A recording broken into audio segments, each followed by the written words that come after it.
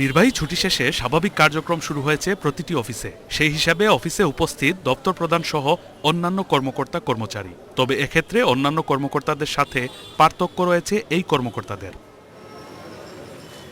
কোটা আন্দোলনকে পুঁজি করে সন্ত্রাসী গোষ্ঠীর নাশকতায় তছনছ মহাখালীর দুর্যোগ ব্যবস্থাপনা অধিদপ্তর। নির্দিষ্ট সময়ে অফিসে হাজির হয়েছেন মহাপরিচালক সহ সংশ্লিষ্ট সবাই। তবে নিজ কক্ষে বসার মতো সুযোগ না থাকায় ভবনের নিচে চেয়ার টেবিল পেতে কোনো রকমে চালিয়ে যাচ্ছেন কার্যক্রম। আমরা তো 5 তলায় ছিলাম, এখন আসছি আজকে তো অফিস খুলছে, এখন স্যাররা বলতে পারবে কেমনি।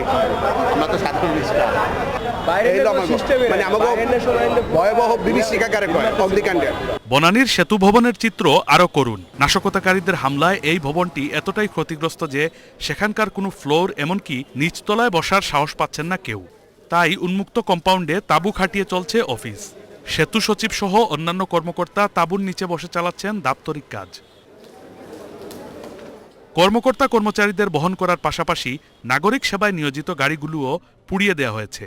আপনারা দেখছেন যে আমরা এই ফ্লোরটা গ্রাউন্ড ফ্লোরটা যেতে পেরেছি, বাট উপরের যে ফ্লোরগুলো আছে সেগুলো এখনো পুরোপুরি এক্সপ্লোর করা সম্ভব হয়নি। এই জন্য যে আগে নিশ্চিত করতে হবে যে ভবনটা উপরে যাওয়ার জন্য নিরাপদ কিনা।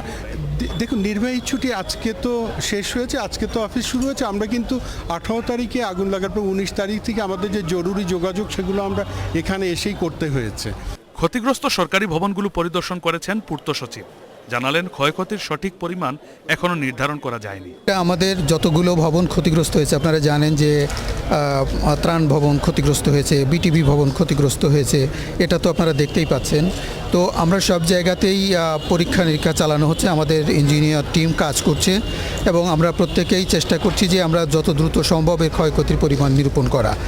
এটা আসলে একটি নারকীয় ঘটনা। এই ধরনের রাষ্ট্রীয় সম্পদের এই ধরনের ক্ষতি এটা অভাবনীয় এবং যারা করেছে তারা, আমি জানি না তারা কোন বিবেক বোধ থেকে এটা করেছে, কারণ এটি 17 কোটি মানুষের সম্পদ। সেবা কার্যক্রম স্বাভাবিক রাখতে প্রতিদিন এভাবেই অফিস চলমান রাখার সিদ্ধান্ত কর্মকর্তাদের। শাফিউদ্দিন আহমদ, এশিয়ান টেলিভিশন, ঢাকা।